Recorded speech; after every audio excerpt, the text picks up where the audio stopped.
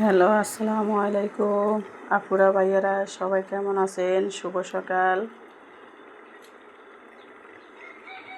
সবাই কেমন আছেন? ভালো আছেন? আলহামদুলিল্লাহ, আমিও ভালো। আপনাদের দোয়ার বরকতে আছি ভালোই। আজকে আমি রান্না করতেছি আলু দিয়ে, শিং মাছ দিয়ে রান্না করতেছি।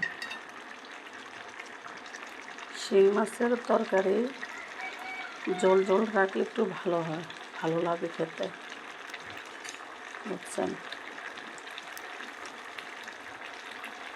এখন আমি আপনাদেরকে দুটো কথা বলবো। আমি তো আপনাদের লাইভে নতুন আসছি, বুঝছেন? জানি না আমি কীরকম ভিডিও বানাবো।